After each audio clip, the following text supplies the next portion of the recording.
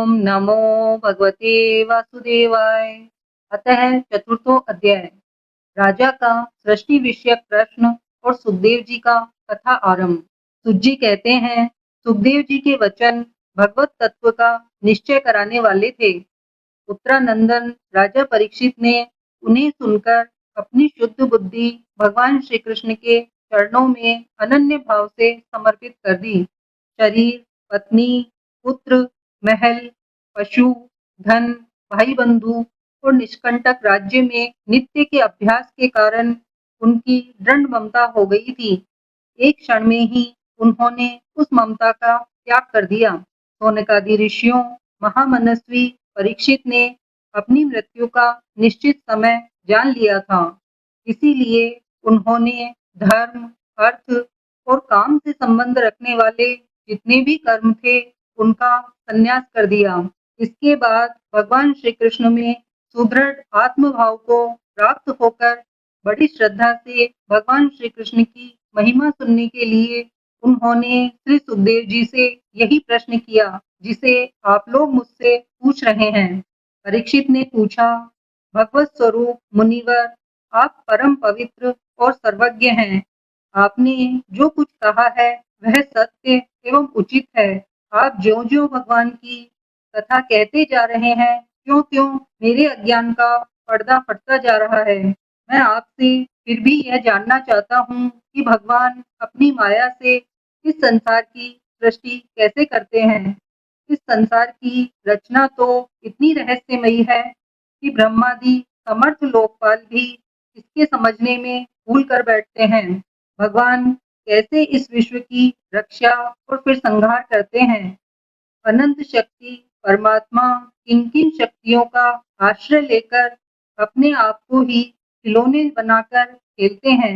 वे बच्चों के बनाए हुए घरौंदों की तरह ब्रह्मांडों को कैसे बनाते हैं और फिर किस प्रकार बात ही बात में मिटा देते हैं।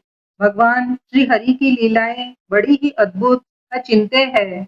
इसमें संदेह नहीं कि बड़े बड़े विद्वानों के लिए भी उनकी लीला का रहस्य समझना अत्यंत कठिन प्रतीत होता है। भगवान तो अकेले ही हैं।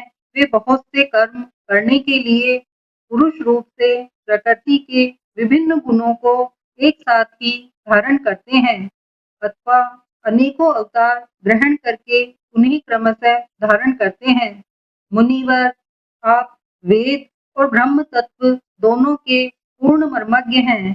इसीलिए मेरे इस संदेह का निवारण कीजिए। सुज्जी कहते हैं, जब राजा परीक्षित ने भगवान के गुणों का वर्णन करने के लिए उनसे इस प्रकार प्रार्थना की, तब श्री सुखदेव जी ने भगवान श्री कृष्ण को बार बार स्मरण करके अपना प्रवचन प्रारंभ किया। श्री सुखदेव जी ने कहा, उन पुरुषोत्तम भगवान के चरण कमलों में मेरे कोटि कोटि प्रणाम हैं, जो संसार की उत्पत्ति, स्थिति और प्रलय की लीला करने के लिए सत्व, रज तथा तमोगुण रूप तीनों शक्तियों को स्वीकार कर ब्रह्मा, विष्णु और शंकर का रूप धारण करते हैं, जो समस्त चर अचर प्राणियों के हृदय में अंतर्यामी रूप से विराजमान हैं, जिनका स्वरूप और उसकी उपलब्धि का मार्ग बुद्धि के विषय नहीं है, जो स्वयं अनंत है तथा जिनकी महिमा भी अनंत है।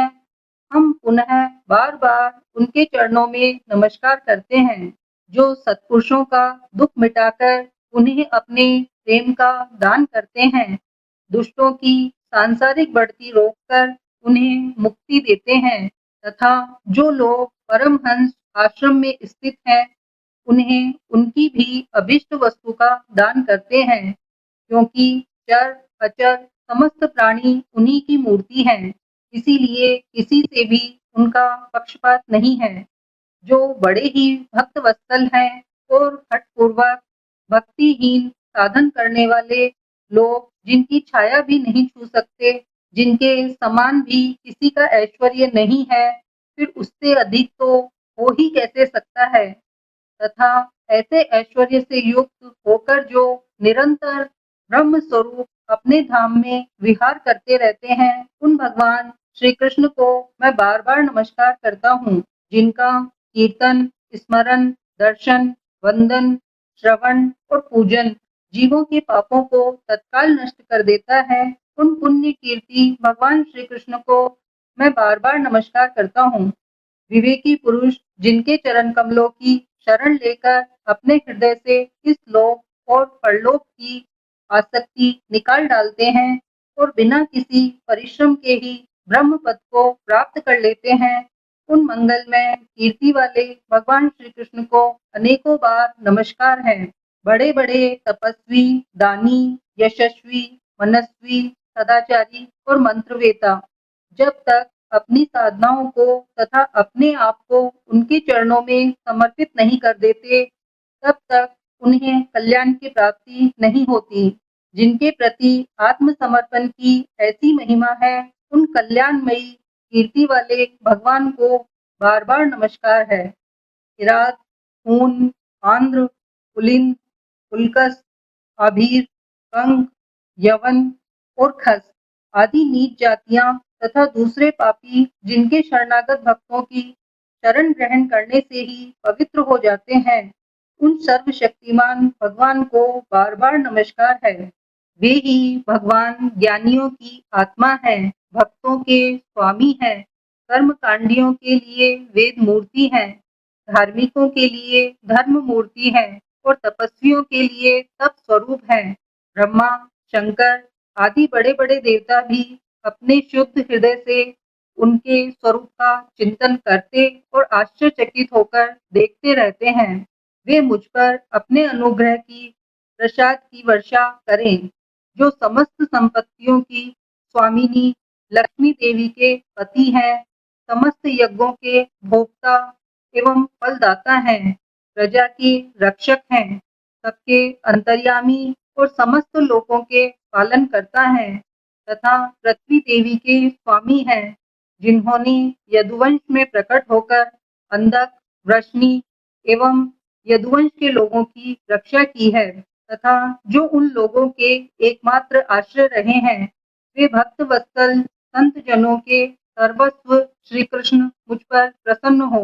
विद्वान पुरुष जिनके चरण कमलों के चिंतन रूप समाधि से शुद्ध हुई बुद्धि के द्वारा आत्म तत्व का साक्षात्कार करते हैं तथा उनके दर्शन के अनंतर अपनी अपनी मति और रुचि के अनुसार जिनके स्वरूप का वर्णन करते रहते हैं, वे प्रेम और मुक्ति के लुटाने वाले भगवान श्री कृष्ण मुझ पर प्रसन्न हो।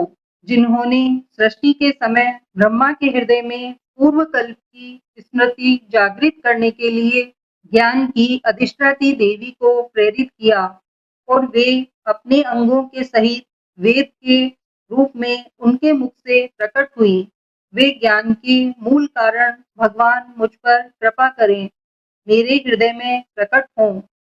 भगवान ही पंच महाभूतों से इन शरीरों का निर्माण करके इनमें जीवन रूप से शयन करते हैं और 5 ज्ञानेंद्रियां, 5 कर्मेंद्रियां और 5 प्राण और एक मन, इन 16 कलाओं से युक्त होकर इनके द्वारा 16 विषयों का भोग करते हैं।